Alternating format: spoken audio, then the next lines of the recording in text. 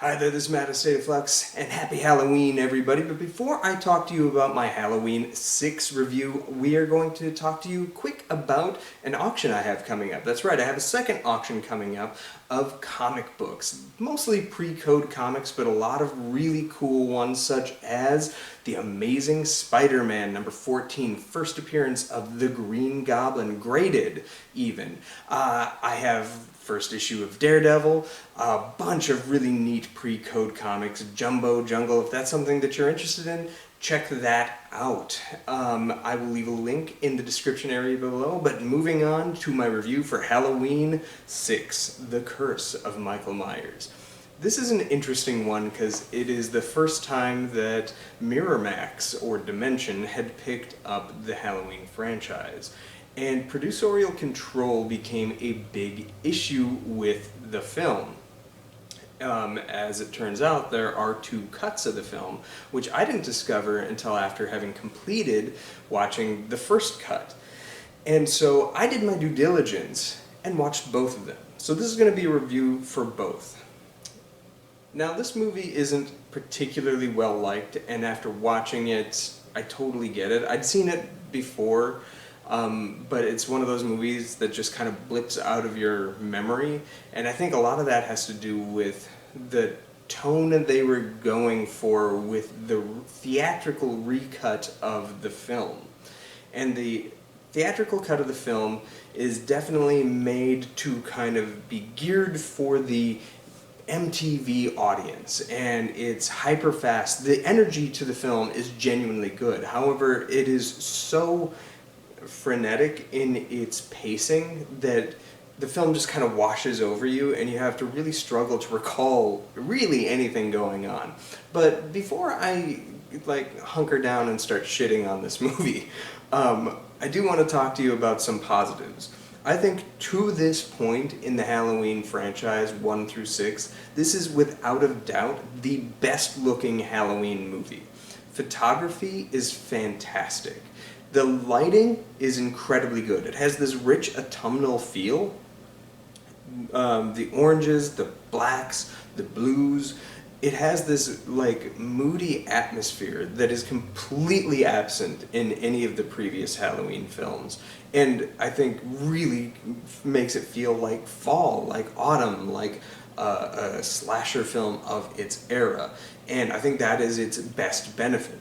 Another thing that I really quite like is, even though she's not given almost anything interesting to do in the film, I like Marianne Hagan, who is the lead actress of the movie. She is good in this film and has a screen presence that is captivating, but not like something, she doesn't have like gravitas to her. She just has this appeal that you want to continue to watch her.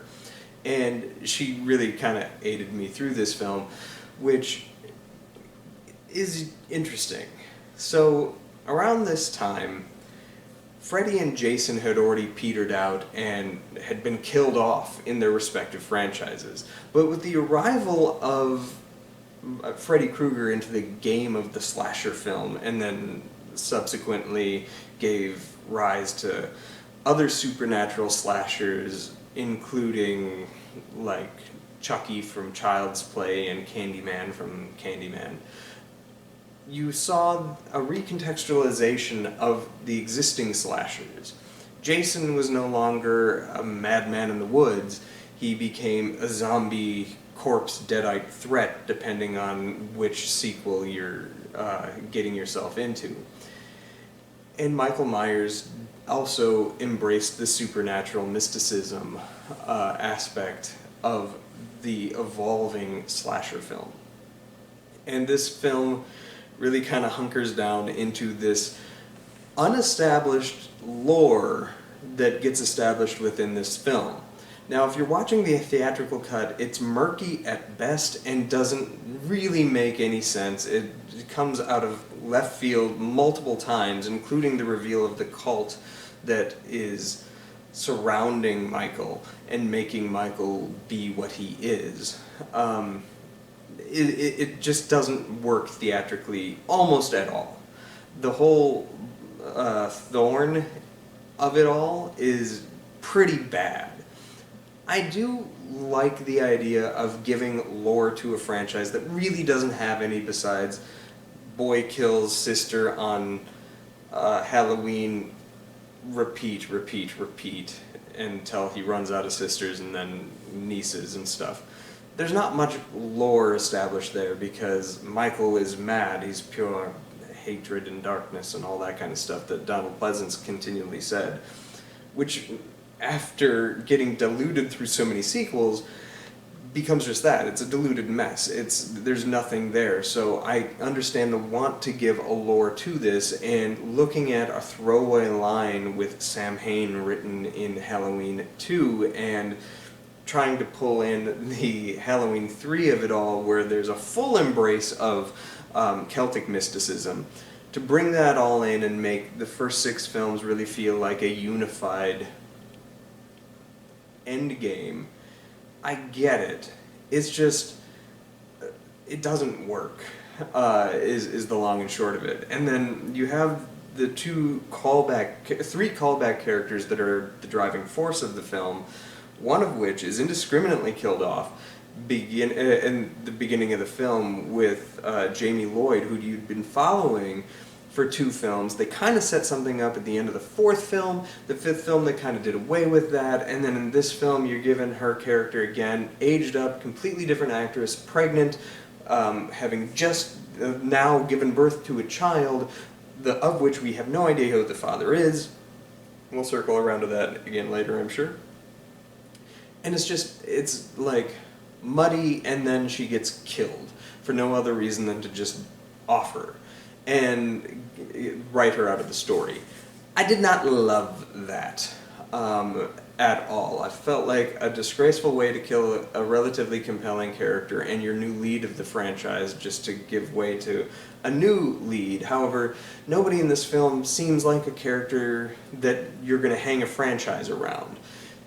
You have the new lead character, who I said is performed insanely well by Marianne Hagan. She just doesn't seem to have enough character there to, like, want to continue watching more. I would continue watching more things with her as an actress, but I don't think that she's certainly no Laurie Strode. She's not Jamie Lloyd. Hell, she's not even Annie from the first movie. Like, she's just not. So then you have the other lead of the film, which is Tommy Doyle, played by Paul Rudd, who would go on to become a compelling actor. I have no fucking idea how they told him how to play this role, because he gives, honestly, one of the worst performances I've ever seen, not only him give, but in the entire franchise. It's a perplexing performance. And because I know he is a good actor, and was a good actor that same year in a movie Clueless, or a couple years down the line in any number of things, it's not that Paul Rudd's bad, it's he's being told to act a certain way, and it's like, A, he seems just wrong for the role, and B, he's distractingly bad to the point where, like, I don't know why he's in this movie, other than to just say, hey, we got Tommy Doyle back, remember him? He's the kid in the first movie. Now he's grown up and weird. And I get how that character might have grown up to be weird. I just don't understand what they're going with it. Like, his introduction in this film as the Peeping Tom is bonkers. In a franchise, I think that is the weirdest thing in this movie, even though there is a literal transferent thorn that made Michael what he is. Bad. Just bad. And then Donald Pleasence is in the movie, but he does nothing. And he's just, like, what is he here for? He's a glorified cameo. He sounds very sickly, and I know he passed away during the ultimate making of this theatrical cut.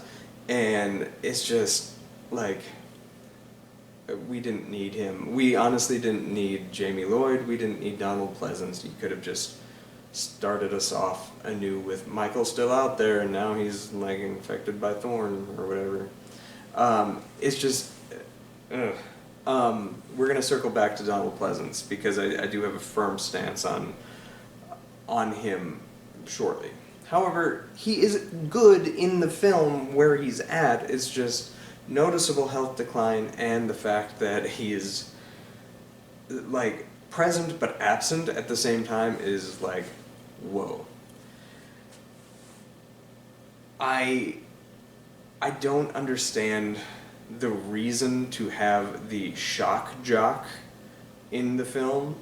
I know that it's weird how this Halloween franchise seems to embrace new trends repeatedly throughout the franchise, and it's almost always placed in the worst movies or is the worst thing about the movie that they're in. You see that with the shock jock trying to do a Howard Stern thing with that guy in this film who gets killed gracefully, but like that offers nothing to the film. It's just more bodies for him to rack up, and I hated it. You see that again with like the entire plot point of reality TV being Halloween Resurrection, and you get it with the podcasters, which are laughable in the David Gordon Green Halloween. We'll touch on them as we get to those movies, but it's strange how new media is incorporated into these Halloween films, but they always do it badly to the point where you can tell that the writers have no idea what they are talking about and just basing things off of rash assumptions of how this new media works and what the appeals are, and it's questionable. Super bad. So yeah, then you have hyper violent kills in this film, which seem out of left field because like you get a standard kill like Michael is going to kill the guy through electrocution and whatnot, and that's graphic enough as you need it to. You don't need it to go one step further. Oh, his head explodes. His head literally explodes, and it's amazing. But like, so out of place. And that's where the people came in and tinkered with the film. They ramped up, as a lot of these Halloween films have done, the violence of it all to compete with the other franchises. Freddy and Jason were much more violent and inventive in their kills than any of the Halloween movies ever have been. But Halloween, the first one, isn't about inventive kills. It's about like tightening the coil so that when it springs loose, you get that shock. It's not about the kill, it's about the suspense to get there. Yet Friday the 13th changed that, and it became a franchise about kills, and Halloween had to compete with that. And then Freddy made those kills much more inventive in his own right.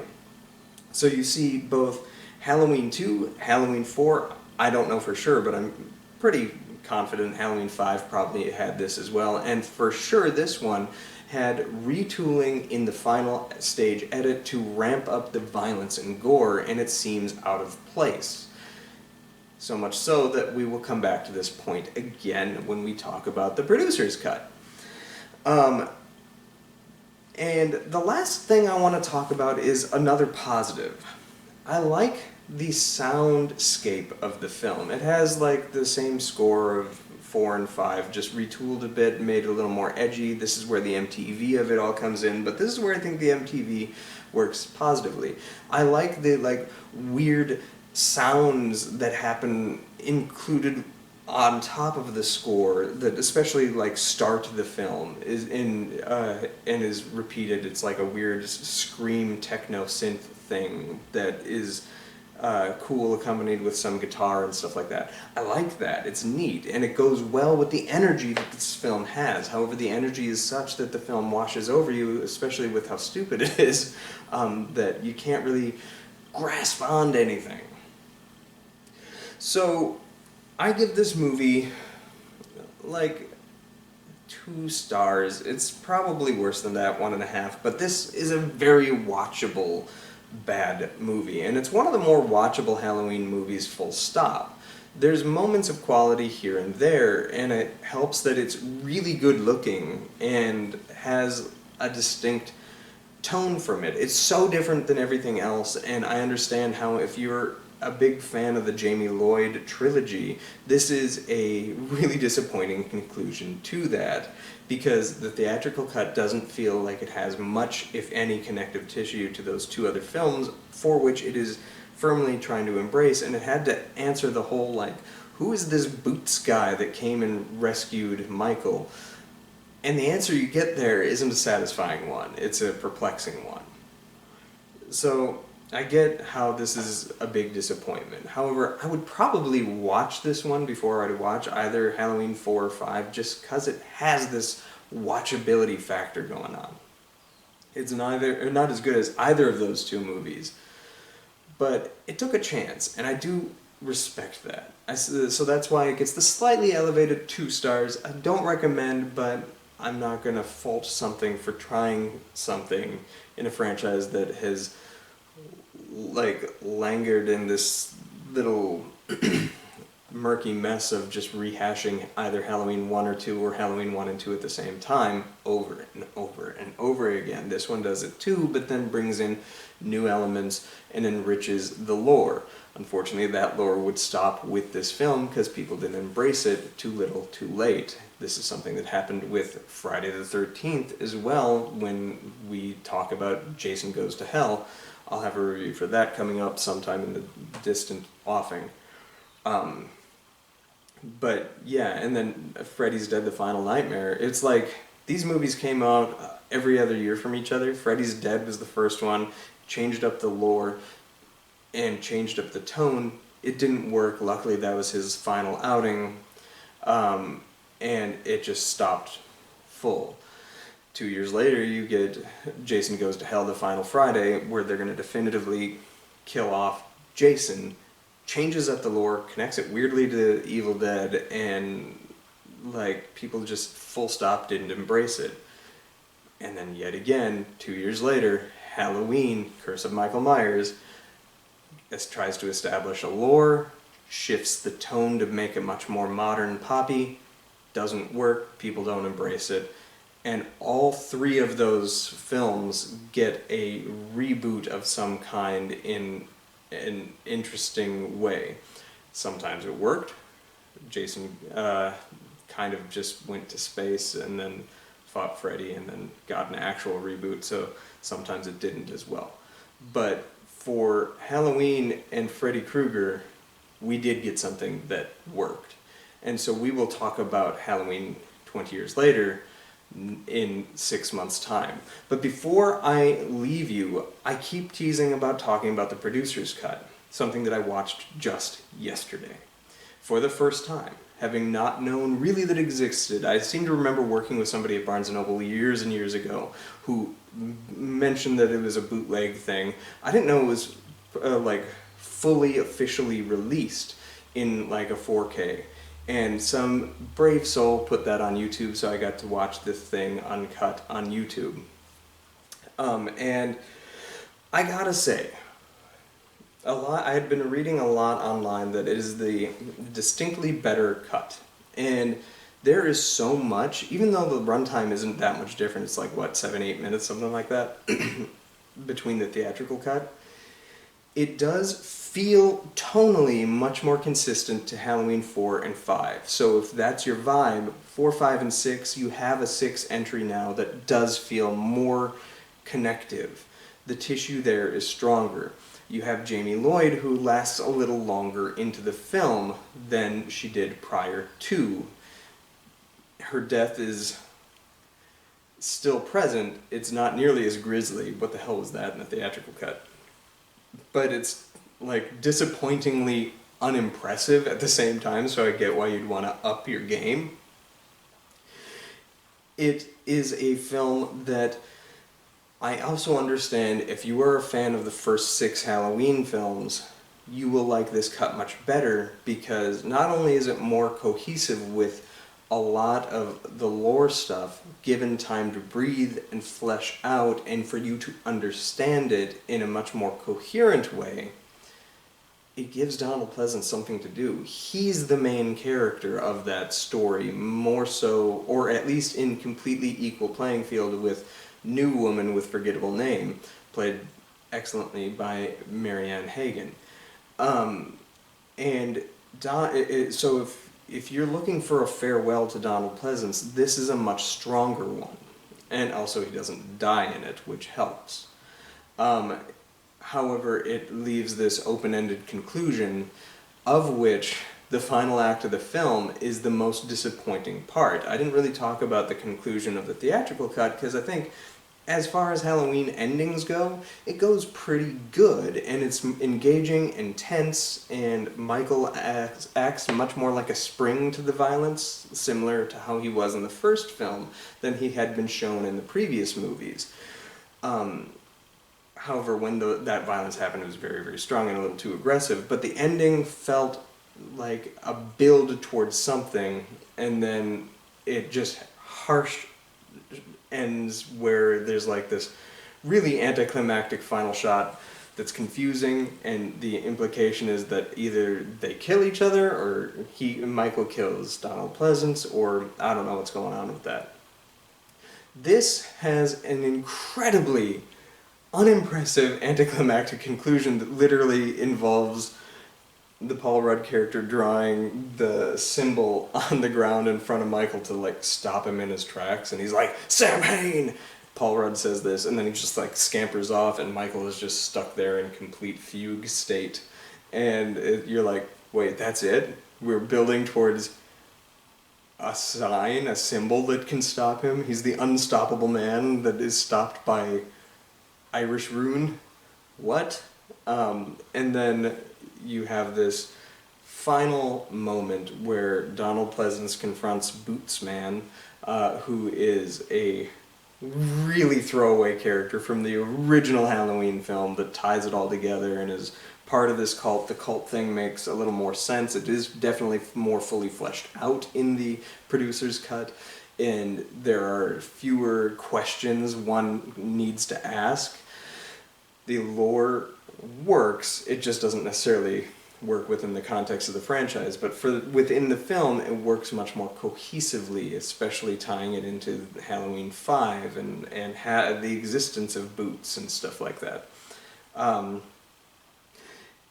But the open ending of seeing the Thorn transfer to Dr. Loomis is weird. Like, I have no idea what the plan was moving forward with that. Was he going to be the one coaxing Michael, or the implications are interesting, and I wish, and maybe they have in some other form of media, but I wish we could get just a continuation, because I want to know where it goes. As far as an ending in that sense, it made me want to see more, but as an ending, knowing that the actor has passed away, and we've had like 8 other movies since that one, knowing that it's not going to be revisited is kind of a disappointment on some level. But ultimately, at the end of the day, where I land with Halloween 6, the producer's cut, is it better than the theatrical cut? The score is much more consistent with the Halloween 4 and 5. There's none of the like song stings or the MTV of it all. So it makes it a little more bland. Visual presentation doesn't seem as epic in scope, because the conclusion comes down to literally drawing an unseen symbol on a floor in a hallway to stop your big bad, and that's disappointment. But you do have some firmer character development, especially for Michael, especially for unmemorable hero lady, that make things make more sense. You have a villain whose like plot and plan makes more sense. But at the end of the day, a bad idea is still a bad idea, no matter how cohesive it is or coherent it is. And so ultimately this movie doesn't work. I'm also going to give this one 2 stars. This is the better cut of the movie. It's not nearly as watchable because the flashy element is not there, and I think the flashy element works in tandem with the visuals, which are present in the producer's cut. Visually, this still is very well photographed, but you don't have the musical accompaniment or the sound design that makes the flashy energy of the theatrical thing work, making it the more watchable cut, the theatrical cut. So you have a movie that is probably better, but one that's inferior is putting it on equal playing field because it's so damn watchable. And at the end of the day, that's the one that I will probably continue to watch moving forward. If ever I get the urge to do so, it's probably going to be the theatrical cut. So Halloween, The Curse of Michael Myers ends the Halloween franchise in its original stretch of lore. Moving on Halloween, April 30th, I will review Halloween 20 years later, where we have the first major retcon of the franchise, of which we will have many. So stay tuned for that. I look forward to reviewing that one and talking about that one. Please check out my auction, the link for which will be in the description box below. Thanks for watching. Like, subscribe, do all that good stuff, and peace.